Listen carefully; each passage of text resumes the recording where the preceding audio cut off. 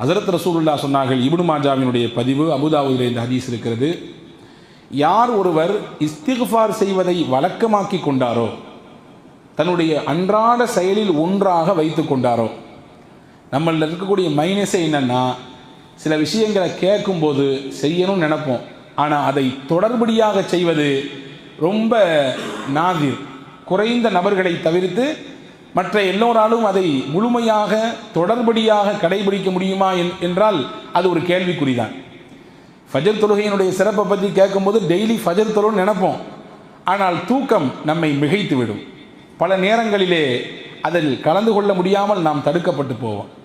சில நல்ல காரியங்களை கேட்க பொழுது ஆர்வம் ஏற்படும், ஆனால் அந்த ஆர்வம் ஒரு சில நாட்களிலேயே அப்படியே குன்றி போய்விடும். ரசூலுல்லாஹ் சொல்கிறார்கள் பாருங்கள், அவர்களின் வார்த்தையை கவனியுங்கள். யார் இஸ்திக்ஃபார் செய்வதை பற்றி பிடித்து கொண்டாரோ, அப்படின்னா என்ன அர்த்தம்? வளமையாக செய்யக்கூடிய பழக்கத்தை எடுத்துக்கொண்டாரோ, அல்லாஹ் 3 விஷயம் அவருக்கு கொடுப்பான், 3 விதமான காரியத்தை கொடுப்பான். ஒன்று சொன்னார்கள், ஜஅலல்லாஹு மின் குல்லி தீகின் மஹ்ரஜா, அவருக்கு இருக்கும் எல்லா விதமான நெருக்கடிகளையும் அல்லாஹ் நீக்கி விடுவான். குடும்பம் சார்ந்த நெருக்கடியாகட்டும், தொழில் வியாபாரம் சார்ந்த நெருக்கடிகளாகட்டும், பொருளாதாரம் சார்ந்த நெருக்கடிகளாகட்டும், மனக்குழப்பம் சார்ந்த நெருக்கடிகளாகட்டும், என்னென்ன ரீதியிலெல்லாம் மனிதன் நெருக்கடிகளை சந்திக்கிறான், அக்கம் பக்கத்திலிருந்து வரக்கூடிய நெருக்கடிகளாகட்டும், அவன் கல்வி சார்ந்து ஏற்படுகிற நெருக்கடிகளாகட்டும், மனிதன் தலை கொடுக்கிற அத்துணை நெருக்கடிகளை விட்டும் அல்லாஹ் விடுதலையை தருவான். யாருக்கு? இஸ்திக்ஃபாரை 1 நாள் 2 நாள் இல்லை, வளமையாக செய்வதை பற்றி பிடித்து கொண்டவருக்கு. அடுத்து சொன்னாங்க ஸல்லல்லாஹு அலைஹி வஸல்லம், ஓ மின் குல்லி ஹம்மின் ஃபரஜா, எல்லா கவலையிலிருந்தும் அல்லாஹ் அவரை விடுதலை செய்வான். கவலை இல்லாத மனிதர் உலகத்திலே இல்லை. சிலருக்கு காசு பணம் இல்லையேன்னு கவலை, சில பேருக்கு காசு பணத்தை வச்சே கவலை, சில பேருக்கு பிள்ளைகள் இல்லையே என்று கவலை, சில பேருக்கு பிள்ளைகள் தான் கவலை. அவங்களால் படுற பிரச்சனையும் துன்பங்களும் நாளுக்கு நாள் சந்தித்து கொண்டிருக்கிறார்கள் இல்லையா? சில பேருக்கு பதவி பட்டம் இல்லையேன்னு கவலை, சில பேர் அதில் போய் உட்கார்ந்துட்டு ஏண்டா வந்து தொடங்கணும்னு கவலை. அப்போ கவலை இல்லாத மனிதர்களை வேறு விரிக்க முடியாது, பிரித்தெடுக்க முடியாது. அல்லாஹ் சொல்லுகிறான், இஸ்திக்ஃபார் செய்வதை வளமையாக்கி கொண்டால் எல்லா கவலையிலிருந்தும் மருந்தை அல்லாஹ் தருவான்.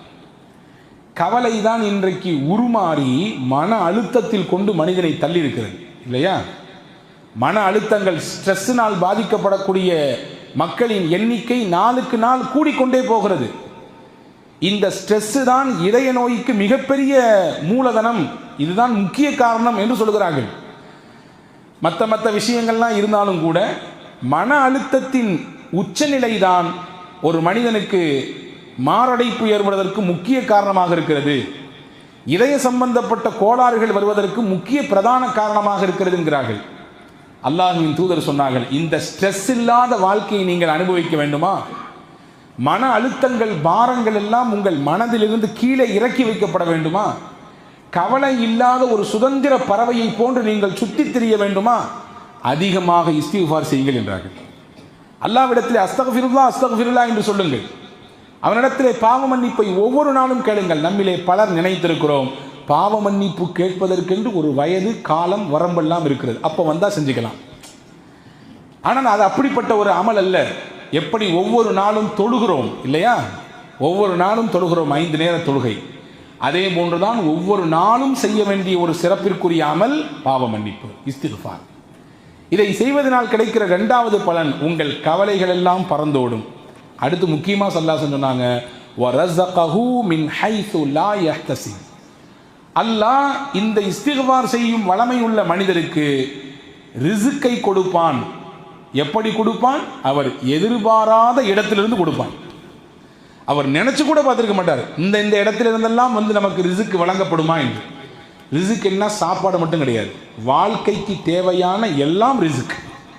உங்கள் வாழ்வாதாரத்திற்கு என்னவெல்லாம் தேவையோ, நீங்கள் வாழ்க்கை நடத்த, நாம் மூச்சு விடுவதற்கு, குடும்பத்திலே பயணிப்பதற்கு, சமூகத்திலே நாம் கலந்து உறவாடுவதற்கு, நம்முடைய குடும்பத்தை பராமரிப்பதற்கு, அன்றாடம் காலையிலிருந்து இரவு தூங்கும் வரை சொல்ல போனால் 24 மணி நேரமும் நமக்கு என்னவெல்லாம் தேவைப்படுமோ எல்லாமே ரிஸ்க். கல்வியும் ரிஸ்க் தான், அதே போன்று செல்வமும் ரிஸ்க் தான், ஆரோக்கியமும் ரிஸ்க் தான், எல்லாம் ரிஸ்க். இந்த ரிசுக்கை அல்லாஹ் அறியாத புறத்திலிருந்து கொடுப்பான். யாருக்கு?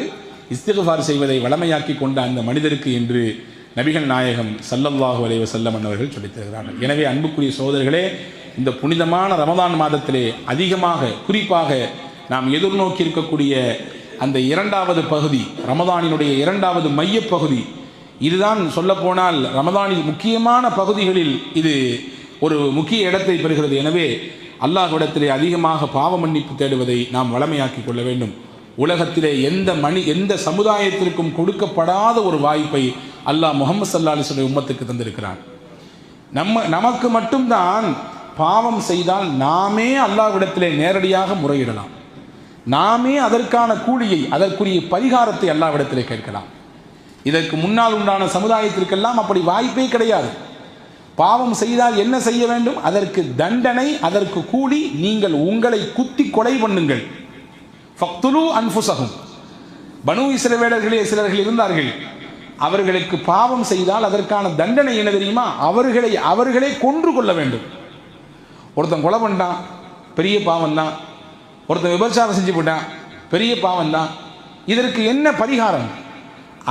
அவனை மாய்த்து கொள்ள வேண்டும் அல்லாஹ் சொன்னான். ஆனால் முஹம்மது ஸல்லல்லாஹு அலைஹி வஸல்லம் உம்மத்துக்கு மட்டும்தான் சிறப்பான சில விஷயங்களை அல்லாஹ் செய்து கொடுத்தான். சிறப்பான விஷயங்கள். பள்ளிவாசலில் மட்டும்தான் தொழுகை என்பது கிடையாது. அல் அர்து குல்லுஹா மசாஜித். பெருமானா சொன்னார்கள், பூமி முழுக்க பள்ளிவாசல் தான். எங்கே நீங்கள் விரும்பினாலும் தொழலாம். ஆனால் பள்ளியில் தொழுதால் கூடுதலாக நன்மை கிடைக்கும், அது வேற விஷயம். பள்ளியில் தொழுதால் இரட்டிப்பான பன்மடங்கு நன்மைகளை அல்லாஹ் தருவான். அதிலும் குறிப்பாக ஜமாத்திலோடு தொழுதால் உங்களுக்கு 27 மடங்கு 25 மடங்கு கூடுதல் நன்மை கிடைக்கும். ஆனால் தொழுகை என்று வந்துவிட்டால் எங்கேனாலும் தொழலாம். அல் அர்து குல்லுஹா மசாஜித். ஆனால் இதற்கு முன்னால் உண்டான சமுதாயத்திற்கு அப்படியெல்லாம் கிடையாது. குறிப்பிட்ட இடத்தில் வந்து அவர்கள் தொழுதால் மட்டும்தான் அவர்கள் தொழுகை ஏற்றுக்கொள்ளப்படும். நம்முடைய ஆடையில ஏதாவது அசுத்தம் பட்டுவிட்டால் கழுவி கொண்டால் போதுமானது. முன்னால் உண்டான சமுதாயத்திற்கு இப்படி இருந்தது. அந்த இடத்தை அப்படியே கத்தரித்து வெட்டி தூரே எறிய வேண்டும். ஆனால் பெருமானா ஸல்லல்லாஹு அலைஹி வஸல்லம் சமுதாயத்திற்கு அல்லாஹ் அப்படி வைக்கவில்லை. அதே போன்று நபிகள் நாயகம் ஸல்லல்லாஹு அலைஹி வஸல்லம் அன்னவர்களுக்கு கொடுக்கப்பட்ட அந்த சமுதாயத்திற்கு வழங்கப்பட்ட சிறப்பு அம்சங்களிலே ஒன்றுதான், ஒருவர் பாவம் செய்துவிட்டால் 2 சொட்டு கண்ணீர் வடித்து அல்லாஹ்விடத்திலே தௌபா செய்தால் போதும், அல்லாஹ் மன்னித்து விடுவான். 2 சொட்டு கண்ணீர் வரவில்லை என்றால் வருவதை போன்று நடியுங்கள் என்று பெருமானா சொன்னார்கள். உபுகு ஃபஇல்லம் தபுகு ஃபத்தபாகு. நீங்கள் கண்ணீர் வடிப்பதற்கு முயற்சியுங்கள் அல்லாஹ்வின் சன்னிதானத்திலே. உங்கள் பாவக்கரைகளை எண்ணி உங்கள் கண்ணீர் வரவில்லையா, கண்ணீர் வருவதை போன்று பாவனை செய்யுங்கள். அழுவதை போன்று நீங்கள் அல்லாஹ்விடத்தில் நடியுங்கள். தொழுவதை போன்று நடிக்க முடியாது. நோன்பு வைப்பதை போன்று நடிக்க முடியாது. ஜக்காத்து கொடுக்கிற மாதிரி இங்கிட்டு கொடுத்து அங்கிட்டு வாங்க முடியாது, நடிக்க முடியாது. ஹஜ்ஜிக்கு போகாமையே ஹாஜிக்கு போட்டுக்கிட்டு நம்ம நடிக்க இயலாது. ஏதாவது செயலை செய்து நடிக்க முடியுமா? இபாதத்திலே குரான் ஓதுற மாதிரி அப்படி வேற ஏதாவது படிச்சுக்கிட்டு அப்படி நடிக்கிற மாதிரி காட்சிப்படுத்த முடியுமா? அப்படி காட்சிப்படுத்தினால் அதற்கு நன்மை உண்டா? தொழுவதை போன்று ஒருவர் நடிக்கிறார், தொழவில்லை, நன்மை உண்டா? கிடையாது. ஆனால் ஒரு விஷயத்தை அல்லாஹ்வின் தூதர் செய்ய சொல்கிறார்கள். செய்ய இயல்பாக வரவில்லையா, நீங்கள் செய்வதை போன்று பாவனை செய்யுங்கள். அந்த அந்த அந்த அந்த பாவனையை கொண்டு வாருங்கள், அதற்கு அல்லாஹ் நன்மை கொடுப்பார். அப்படி என்றால் எவ்வளவு பெரிய ஒரு பேர் உபகாரத்தை பெருமானா ஸல்லல்லாஹு அலைஹி வஸல்லம் அவர்கள் இந்த உம்மத்திற்கு வாங்கி தந்திருக்கிறார்கள் என்பதை நாம் இங்கே கவனப்படுத்த வேண்டும். எனவே அன்புக்குரியவர்களே, புனிதமான இந்த ரமதான் மாதத்திலே அல்லாஹ்விடத்திலே ஒவ்வொரு நாளும் கண்ணீர் விட வேண்டும். ஒவ்வொரு நாளும் நம்முடைய கண்ணீர் என்பது விலை மதிப்பற்றது. அது அல்லாஹ்வின் சன்னிதானத்திலே விடுமையானால் அதை விட பெரிய விஷயம் அவனை திருப்திப்படுத்துவதற்கு வேற எதுவுமே இல்லை. வீட்டில் திடீர்னு 4 பேர் வந்து நின்று ஏதாவது முறைக்கிறாங்க, கடினமான வார்த்தை பேசுறாங்க, கூணு கும்பிடு போட்டு விடுகிறான் மனிதன் இல்லையா? என்னை விட்டு நான் புள்ள குட்டிக்காரன் சொல்றானா? ஏதாவது வீட்டிலே சிரமம், குடும்பத்திலே பிரச்சனை, தனிமையிலே உட்கார்ந்த அந்த கவலையிலே அவன் கண்ணெல்லாம் கலங்குகிறது. தன் பிள்ளைகளின் எதிர்காலத்தை நினைத்து கண் கலங்குகிறான். தன் தொழிலில் ஏற்பட்ட வீழ்ச்சியை நினைத்து வருந்துகிறான், மனம் வேதனைப்படுகிறான். தன்னை சுற்றி இருக்கக்கூடியவர்கள் கொட்டோ கொட்டென்று கொட்டுகிறார்களே, என்ன செஞ்சு என்னக்கு எதற்கு அப்படி நினைச்சு வேதனைப்பட்டு கலங்குகிறான். இதுவெல்லாம் மனித இயல்பு. அல்லாவின் சன்னிதானத்திலே உட்கார்ந்து தன் கடந்த காலத்தை நினைத்து தான் வந்திருக்கக்கூடிய பாதையில் எவ்வளவு பாவங்கள், எவ்வளவு அல்லாஹ்விற்கு மாற்றங்கள், எவ்வளவு கோபமான காரியங்களை சம்பாதித்திருக்கிறோம் என்று நினைத்து அந்த கடந்த காலத்தை நினைத்து கண்ணீர் விடுகிற பொழுது அந்த கண்ணீர் இருக்கிறது அல்லாஹ்விடத்திலே மகத்தான கூலியை பெற்று தரும். ரசூலுல்லாஹி ஸல்லல்லாஹு அலைஹி வஸல்லம் சொன்னார்கள், ஒரு அடியான் தன் பாவங்களை நினைத்து விடக்கூடிய அந்த ஒரு சொட்டு கண்ணீருக்கு அல்லாஹ் கொடுக்கிற மதிப்பு என்னவென்றால், தராசின் தட்டிலே அடியானின் பயத்தால் வெளிப்பட்ட ஒரு சொட்டு கண்ணீரை எடுத்து வைத்து இன்னொரு மறுபக்கம் இந்த உலகத்தை தூக்கி வைத்தாலும் அந்த அடியானின் அச்சத்தால் வந்த அந்த கண்ணீர் துளிதான் கணத்தில் தாழ்ந்து நிற்கும் என்றார்கள். உலகமே தூக்கி வைத்தாலும் மேலே போய்விடும், அது கணம் இருக்காது. அடியான் வெளிப்படுத்திய அந்த ஒரு சொட்டு கண்ணீர், பயத்தால் வெளிவந்த அந்த கண்ணீர் துளி இந்த உலகத்தை தூக்கி சாப்பிடும் அளவிற்கு ஆற்றல் மிக்கது, பலமிக்கது என்று பெருமானார் ஸல்லல்லாஹு அலைஹி வஸல்லம் சொன்னார். எனவே அன்புக்குரிய சகோதரர்களே, ஒவ்வொரு நாளும் இந்த ரமதானிலே நாம் அல்லாஹ்வின் சன்னிதானத்திலே கண்ணீர் வடிக்க வேண்டும். கண்ணீர் வடித்து கேட்பதற்குரிய மிகச்சிறந்த நாட்கள் இந்த ரமதானை தவிர வேறு எதுவுமே கிடையாது. கண்ணீர் விடுத்து அவனிடத்திலே நம்முடைய குறைகளையும் நம்முடைய தேவைகளையும் நம்முடைய பாவங்களையும் முறையிடுவதற்கு இந்த நாட்களில் இருக்கக்கூடிய இரவை போன்று வேறு எந்த நாட்களிலும் கிடையாது. எனவேதான் நபிகள் நாயகம் ஸல்லல்லாஹு அலைஹி வஸல்லம் இதன் பகலிலும் இரவிலும் மனிதர்கள் செய்யக்கூடிய இபாதத்திற்கு அல்லாஹ் தருகிற வெகுமதியை பற்றி சொன்னார்கள். வெகுமதியை பற்றி சொன்னார்கள்.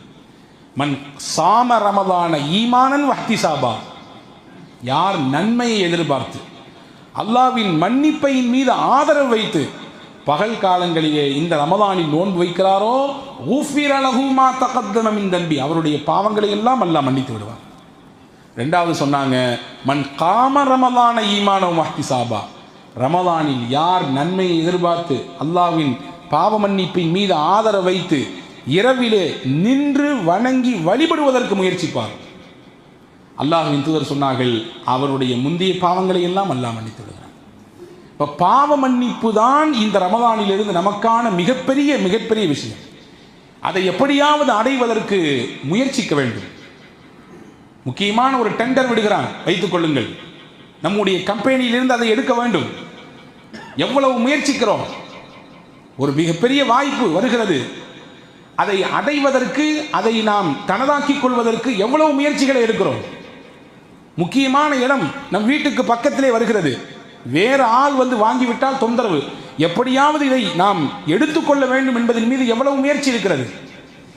தொழிலிலே போட்டி, கடும் போட்டி, ஆனால் இதிலே நான் நிலைக்க வேண்டும், நிற்க வேண்டும், என்னென்ன தந்திரங்களை யோசிக்கிறோம், செய்கிறோம் இல்லையா?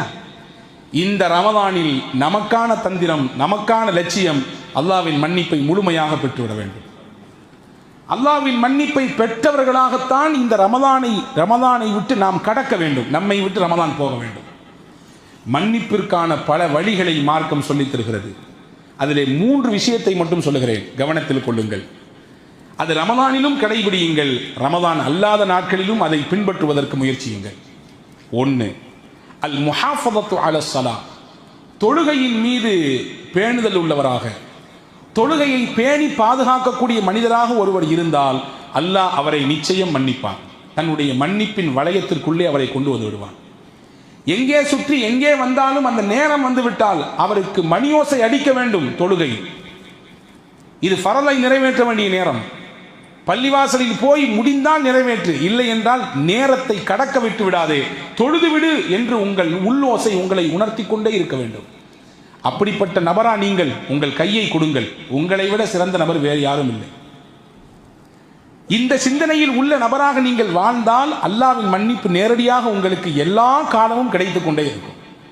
நபிகள் நாயகம் கேட்டார்கள், அரஐத்தும் லவ் அன்ன நஹரன் பிபாபி அஹதிக்கும் யக்ஸிலு மின்ஹு குல்ல யௌமின் 5 மர்ரா, உங்கள் வீட்டுக்கு பக்கத்திலே ஒரு பெரிய ஆறு ஓடுகிறது, அதிலே நீங்கள் ஒரு நாளைக்கு 5 தடவை குளிக்கிறீர்கள். சொல்லிட்டு கேட்டாங்க, ஹல் யப்கா மின் தர்னிஹி ஷையா, அவர் உடலிலே ஏதாவது அசுத்தம் இருக்குமா, அழுக்கு இருக்குமா? ஒரு நாளைக்கு ஒரு தடவை குளிச்சாலே நீட்டாக இருப்பலாம், ஆனால் 5 தடவை குளிக்கிறார், ஏதாவது இருக்குமா அவர் உடம்பிலே? சஹாபாக்கள் சொன்னார்கள், நிச்சயம் இருக்காது யா ரசூலல்லாஹ். ஃபதாலிக மிஸ்லு ஸலாத்தில் ஹம்ஸ் யம்ஹுல்லாஹு பிஹின்ன அல் ஹதாயா. இப்படித்தான் ஒரு மனிதர் ஒரு நாளைக்கு 5 முறை தொழுது விட்டால் அவர் பாவங்கள் எல்லாம் அவரை விட்டு உருண்டு ஓடிவிடும். எப்படி 5 முறை குளித்தால் உடலிலே அசுத்தமோ அழுக்கோ நாற்றமோ இருக்காதோ, அப்படித்தான் ஒரு நாளைக்கு ஒருவர் 5 தடவை தொழுது விட்டால் அவர் பாவங்கள் அவர் உடலிலோ அவருடைய இன்ன பிற பாகங்களிலோ இருக்காது, அவர் தூய்மையாகி விடுவார் என்றார்கள் பெருமானார் ஸல்லல்லாஹு அலைஹி வஸல்லம். அப்போ பாவங்கள் அழிக்கப்படுவதற்குரிய முதல் காரணம் 5 நேர தொழுகையிலே நாம் கவனம் எடுக்க வேண்டும். ரமதானிலே பள்ளிகள் தோறும் கூட்டம் நிரம்பி வழிகிறது இல்லையா? 5 நேர தொழுகையும் ஜும்மாவை போன்றிருக்கிறது எல்லா பள்ளிகளும். ஏன் ரமதான் போய்விட்டால் மற்ற நாட்களிலே அந்த ஈடுபாடு வரவில்லை? நாம் நமக்கு நாமே கேட்டுக்கொள்ள வேண்டிய கேள்வி இது. எனவே பாவ மன்னிப்பை எதிர்நோக்கி இருக்கக்கூடிய நாம், ரமதானின் மூலமாக மன்னிப்பை அடைந்து விட வேண்டும் என்ற லட்சியத்தில் இருக்கக்கூடிய நாம், அதை தொடர்படியாக மற்ற மாதங்களிலும் பெற வேண்டும் என்றால் 5 கால தொழுகையிலே நீங்கள் நியமமாக பேணுதலாக இருங்கள். உங்களுக்கும் எனக்கும் நான் சேர்த்து சொல்லிக் கொள்கிறேன். 2வது காரணம் இஸ்பாகுல் உது வல் மஷி இலல் மசாஜித். ஒதுவை பரிபூர்ணமாக செய்வது, பள்ளிவாசலுக்கு முடிந்த அளவுக்கு நடந்து வருவது, இது உங்களை அல்லாஹ்விடத்திலே அந்தஸ்தை உயர்த்தி கொடுக்கும், உங்கள் பாவங்களை எல்லாம் போக்கும். அதற்கு ரசூலுல்லாஹ் கேட்டார்கள், அலா அதுல்லுக்கும் அலாமா யம்ஹுல்லாஹு பிஹில் ஹதாயா வயர்ஃபஉ பிஹி தரஜாத். உங்கள் பாவங்களை எல்லாம் அழிக்கக்கூடிய, உங்கள் அந்தஸ்தை அல்லாஹ்விடத்திலே உயர்த்தி வைக்கக்கூடிய காரியத்தை உங்களுக்கு சொல்லித் தரட்டுமா என்று கேட்டு பெருமானார் ஸல்லல்லாஹு அலைஹி வஸல்லம் சொன்னார்கள், இஸ்பாகுல் உது அலல் மகாரி. மனம் வெறுக்கும் நேரத்திலும் கூட ஒதுவை பரிபூரணமாக செய்யுங்கள். ஒது செய்யக்கூடிய அந்த விதத்திலே பரிபூரணத்தை நீங்கள் கையாளுங்கள்.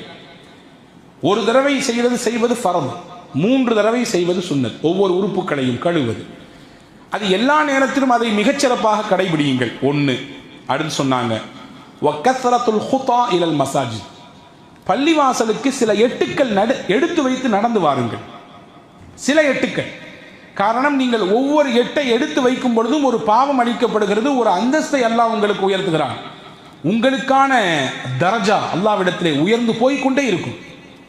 அடுத்து சொன்னாங்க வன்திபாரு ஸலாத்தி பஅத ஸலா.